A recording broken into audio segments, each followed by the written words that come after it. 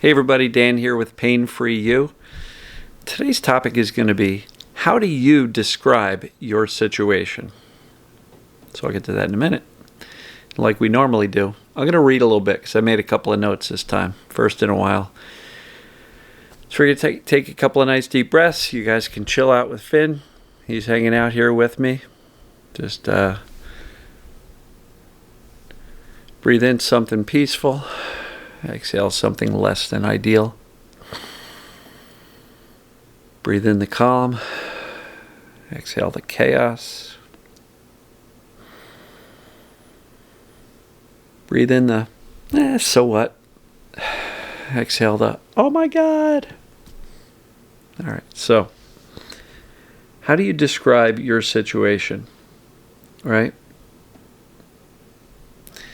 You know, I have so many times when people will message me, or we're emailing, or comments on Facebook or YouTube, and people get really pretty intense about how they describe their symptoms.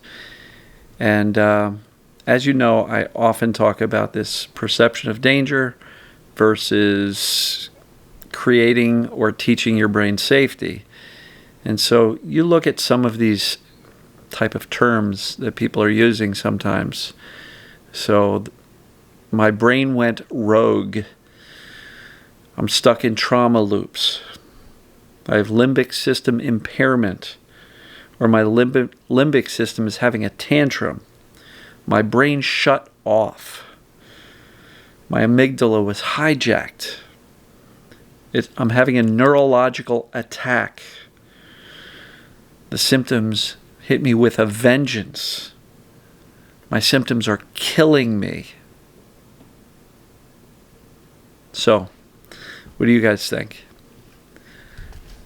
You think those descriptions of what's going on in your world, even though they may feel accurate, do you think those descriptions are teaching your brain safety, or running around screaming, oh my God, we're in trouble! Holy crap! All right. The whole thing is driven by the brain's perception of danger. And for people who struggle with the aspect of TMS, I just had one lady, lovely lady, comment on YouTube, and she says, you know what? Okay, I get it, my body's fine, but I worry that I've been through too much to get better from a mental or emotional standpoint. And I want to say to this lady, you know who you are, it's never too late to teach your brain that you're okay. I don't believe any of us in this entire community, anybody watching this, I don't believe you are so emotionally or mentally gone that you cannot recover from this thing called TMS. Because by definition, TMS means your body's okay.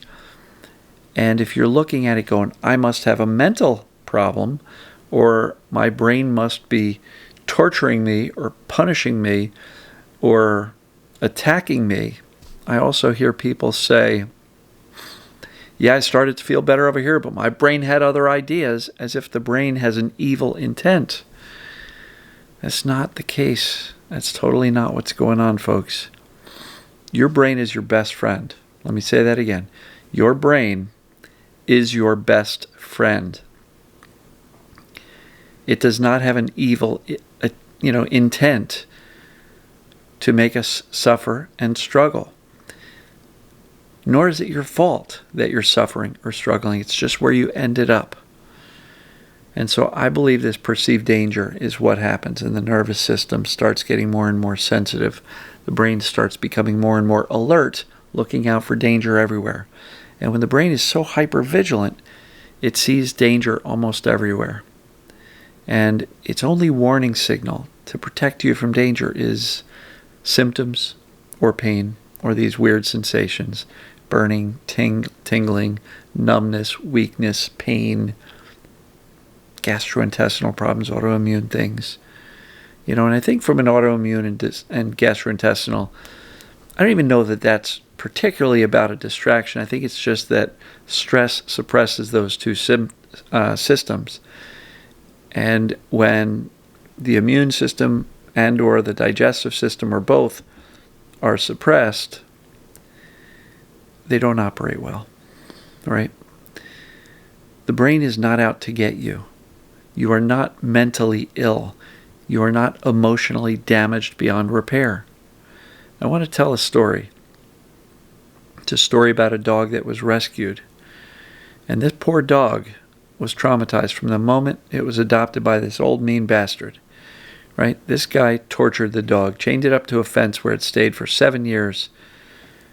And this guy would yell at this dog, kick it, scream at it, hit it, would starve it practically, never give it food, never gave it water. This poor dog was drinking up rainwater in mud puddles, right?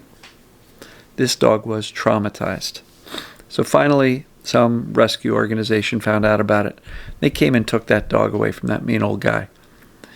And so this dog was traumatized. It was shaking. It was trembling. It thought it was going to die. As they tried to capture him, it was yelping as if it was in mortal danger.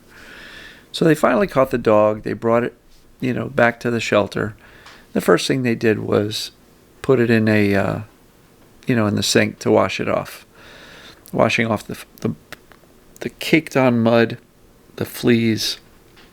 And this dog had no fur. It was so malnourished, so dehydrated, it couldn't even grow fur. This dog was terrified. It was shaking, trembling, petrified for its life.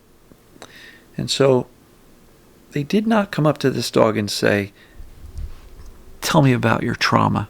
Tell me about your childhood." No. And I know the dog couldn't engage in that conversation anyway, but they didn't show this dog movies of its childhood, getting beaten, yelled at, kicked, starved, right? What did they do? They said, well, how do we recover this dog? So they started with calm, soothing voices, quiet, no fast movements, no loud noises. Here's some food, here's some water. And it took a while for this dog to start to trust a little bit. Eventually they said, all right, let's try to pet the dog on the face. Try to do this. Now, this dog's nervous system and brain was so jacked up with fear and terror for 7 years of its life that this literally felt painful. Why? Because the brain was amplifying every sensation, particularly from a human being, as painful because every experience that this dog had was painful.